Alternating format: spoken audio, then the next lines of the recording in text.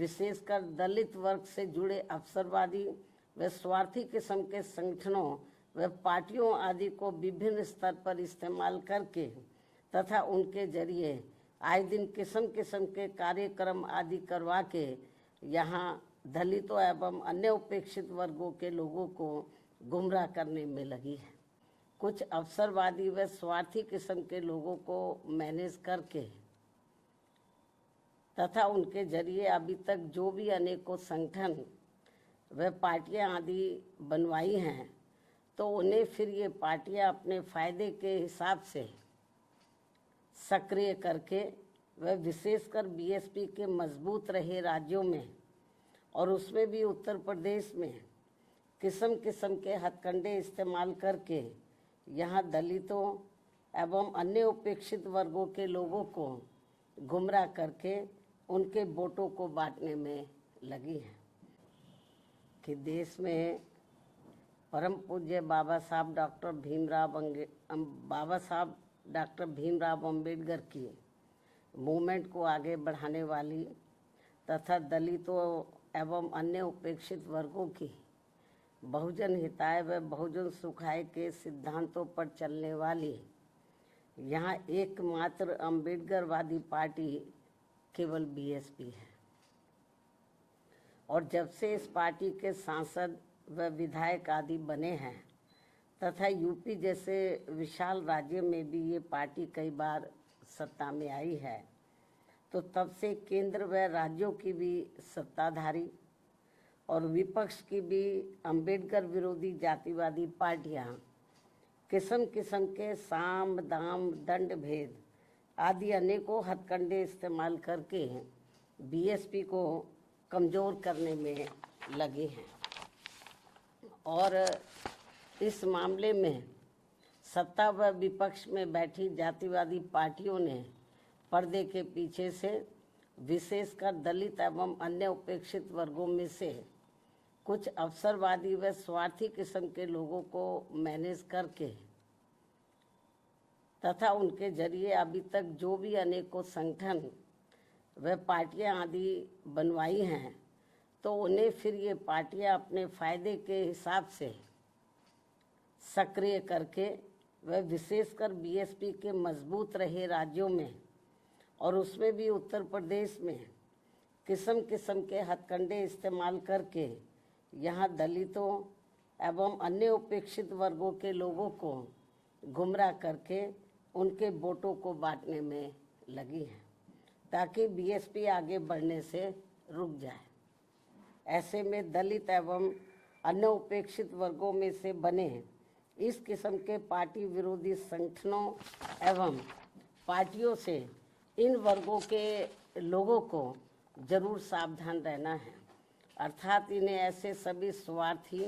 एवं अवसरवादी पार्टियों व संगठनों से सदैव दूरी बनाकर रखना है, क्योंकि इस किस्म के संगठनों व पार्टियों से बाबा साहब डॉक्टर भीमराव अम्बेडकर एवं बीएसपी के जन्मदाता व संस्थापक मान्यवर श्री कांशीराम जी की बहुजन हिताय व बहुजन सुखाय की मूवमेंट से कुछ भी लेना देना नहीं है, जबकि वास्तव में इनकी मूवमेंट को आगे बढ़ाने के लिए बीएसपी पूरे जी जान से लगी हुई है, जिसे आगे बढ़ते एवं मजबूत होते हुए देखकर अब पूरे देश में व खासकर यूपी में यहाँ सत्ता एवं विपक्ष में विपक्ष की सभी जातिवादी पार्टियां बहुत ज़्यादा दुखी व चिंतित भी हैं। और अब पिछले कुछ समय से जब से बीएसपी फिर से मजबूत होनी शुरू हुई है, तो तब से अब यहाँ सभी विरोधी पार्टियां विशेषकर दलित वर्ग से जुड़े अवसरवादी व स्वार्थी किस्म के संगठनों व पार्टियों आदि को विभिन्न स्तर पर इस्तेमाल करके तथा उनके जरिए आए दिन किस्म किस्म के कार्यक्रम आदि करवा के यहाँ दलितों एवं अन्य उपेक्षित वर्गों के लोगों को गुमराह करने में लगी है तथा उनकी ताकत को भी बांटने व कमज़ोर करने में लगी हुई है, जिनके बहकावे में इन वर्गों के लोगों को बिल्कुल भी नहीं आना है। और इसके लिए अब ये अवसरवादी व स्वार्थी किस्म के बने संगठन एवं पार्टियां यहाँ जातिवादी पार्टियों के हाथों में खेलकर तथा एक सोची समझी रणनीति के तहत बीएसपी के भोले भाले लोगों को अपने इन संगठनों व पार्टियों आदि से जोड़ने के लिए अब अपने कार्यक्रमों में व बैठकों आदि में मान्यवर श्री कांशीराम जी का व मेरा खुद का भी नाम लेकर ये कहते घूम रहे हैं कि हम तो इनके मिशन को ही आगे बढ़ाने में लगे हैं और इसके लिए हम बहन जी का भी काफ़ी सम्मान करते हैं। साथ ही ये भी कहते हैं कि बाबा साहब डॉक्टर भीमराव अंबेडकर के जिस अधूरे पड़े कारवां को बीएसपी पूरा करने में लगी है उसके साथ हम भी खड़े हैं। इस किस्म की वो बातें करते हैं लोगों को गुमराह करने के लिए। इस प्रकार से ये सब लिपड़ी चिपड़ी बातें कहकर अब ये अवसरवादी एवं स्वार्थी किस्म के संगठन एवं पार्टियां बीएसपी के लोगों को गुमराह करने में लगी हैं तथा इस पार्टी को कमज़ोर करने में लगी हैं। जबकि इस मामले में हमारी पार्टी का ये कहना है कि यदि इनकी इन सब बातों में रत्ती भर भी सच्चाई होती तो तब फिर ये लोग विरोधी पार्टियों के हाथों में खेलकर अपने अनेकों संगठन एवं पार्टियां आदि नहीं बनाते और फिर ये लोग सीधे बीएसपी से ही जुड़कर अपनी बहुजन हिताय व बहुजन सुखाय की पार्टी को ही मजबूत करते। लेकिन ऐसा ना करके ये लोग एक सोची समझी रणनीति के तहत इस किस्म की बातें कहकर हमारे बीएसपी से जुड़े भोले भाले दलितों एवं अन्य उपेक्षित वर्गों के लोगों को गुमराह करने में लगे हैं। इस किस्म की बातें कहकर बीएसपी को आगे बढ़ने से रोकने में लगे हैं, जिनसे इन वर्गों के लोगों को हमेशा सचेत रहना है ताकि यहाँ जातिवादी पार्टियाँ इनके जरिए बीएसपी को कमज़ोर व ख़त्म करने के अपने इस मकसद में कामयाब ना हो सके। इतना ही नहीं बल्कि अब ये विरोधी पार्टियां इनसे अनेकों और भी हथकंडे इस्तेमाल करवा सकती हैं ताकि फिर देश में बीएसपी का अस्तित्व ही ना के बराबर रह जाए। इसके साथ ही अब तो ये जातिवादी पार्टियां अपने राजनीतिक लाभ के लिए इन स्वार्थी व अवसरवादी संगठनों एवं पार्टियों को जिंदा रखने के लिए चुनाव में अपने वोट भी ट्रांसफ़र करा के इनके अब एक आधी एमपी व एमएलए भी जितवा कर भेज रही है। इतना ही नहीं बल्कि ईवीएम में भी धांधली करा के अब बीएसपी के उम्मीदवारों को जीतने भी नहीं दे रही हैं ताकि दलित एवं अन्य उपेक्षित वर्गों के लोगों का बीएसपी से मोह भंग हो जाए। हालांकि ईवीएम में धांधली को लेकर अब विपक्ष की पार्टियां भी काफ़ी कुछ बोल रही हैं। ऐसे में अब हमारी पार्टी सहित अधिकांश विपक्ष की पार्टियां भी यही चाहती हैं कि देश में सभी छोटे बड़े चुनाव पूर्व की तरह ही बैलेट पेपर के जरिए होने चाहिए, जो वर्तमान सरकार के रहते तो संभव नहीं हो सकता। लेकिन उम्मीद है कि सत्ता परिवर्तन होने के बाद ये सब संभव हो जाए। इसलिए ऐसी संभावना के चलते अभी अपनी पार्टी के लोगों को भी कतई निराश नहीं होना है, बल्कि इनको अपनी पार्टी को हर स्तर पर मजबूत बनाते रहना बहुत ज़रूरी है, क्योंकि देश में वर्तमान में चल रहे राजनीतिक हालातों में ये ईवीएम वाला सिस्टम कभी भी बदल सकता है और फिर यहाँ बैलेट पेपर से ही देश में हर चुनाव होंगे और ऐसा हो जाने पर फिर बीएसपी के भी अच्छे दिन पुनः वापस लौट आएंगे। इस उम्मीद के साथ ही पार्टी के लोगों को यहाँ जातिवादी पार्टियों के इशारों पर बने ऐसे सभी अवसरवादी एवं स्वार्थी किस्म के संगठनों एवं पार्टियों आदि के हथकंडों से सावधानी बरतते रहना बहुत ज़रूरी है। इसके साथ ही पार्टी के लोगों को अपनी एकमात्र हितैषी पार्टी बीएसपी के जनाधार को बढ़ाने की तरफ भी इन्हें विशेष ध्यान देना है, ताकि फिर अपनी ये पार्टी खासकर यूपी में पुनः पूर्ण बहुमत के आधार पर सत्ता में आसीन हो सके, जो ये सर्वजन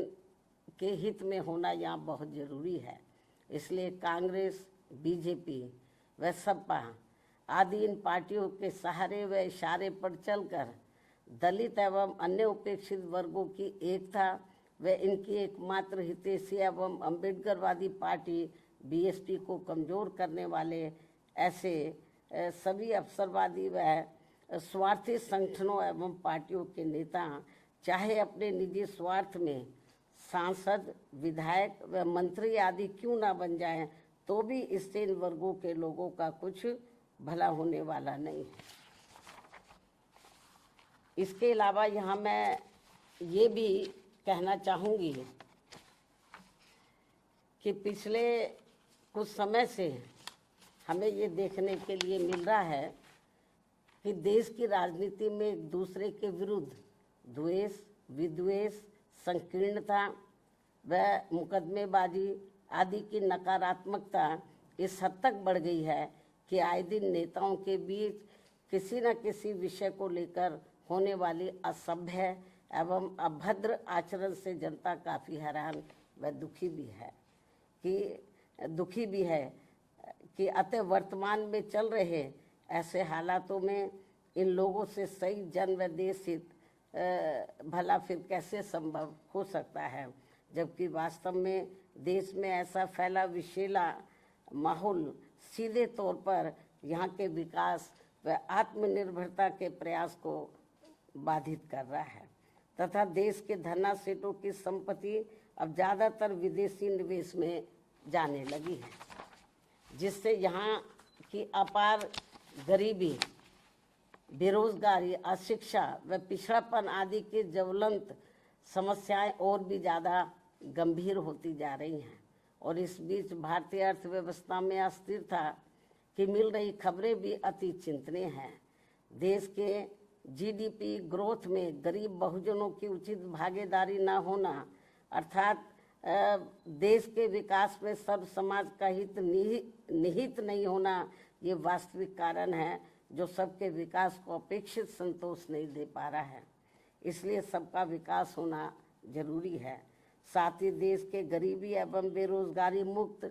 बहुअपेक्षित विकास यानी कि सुखी संपन्न लोगों के विकसित भारत के निर्माण में केंद्र की बहुजन हितैषी नीतियों के साथ साथ राज्यों के गुड गवर्नेंस की भी भरपूर भूमिका ना होना ये भी सोचने की बात है, जबकि यूपी जैसे बड़े राज्यों को भी सबके विकास का दायित्व निभाना अत्यंत आवश्यक है। इतना ही नहीं बल्कि वर्षों से अपने देश की सीमाएं भी पूरे तौर से सुरक्षित नहीं होने के कारण यहाँ समय समय पर आतंकवादी वारदातें भी आए दिन घटित होती रहती हैं। अभी हाल ही में पहलगाम की हुई ताज़ा घटना इस बात का खास उदाहरण है, जो अति दुखद व चिंतनीय भी है, जिस पर इस समय देश में काफ़ी राजनीति भी की जा रही है। ये भी बड़े दुर्भाग्य की बात है जो नहीं होनी चाहिए। वहीं दूसरी तरफ अब देश में कोरोना का भी तेजी से प्रकोप बढ़ रहा है, जिसके रोकथाम के लिए भी सभी राज्य सरकारों को विशेष ध्यान देना चाहिए। साथ ही देश में लगातार बढ़ रही गरीबी एवं महंगाई आदि ने भी लोगों को अब काफ़ी तोड़कर रख दिया है। इनके साथ साथ इस समय देश के कुछ भागों में भारी वर्षा व तूफान आदि आने की वजह से भी लोग बहुत ज़्यादा मुश्किल में हैं। इन सब मामलों में भी केंद्र व राज्य सरकारों को जरूर ध्यान देना चाहिए। साथ ही सरकारें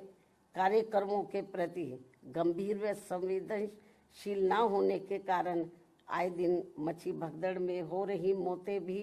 अति चिंता की बात है। इस ओर भी सरकारों को जरूर ध्यान देना चाहिए।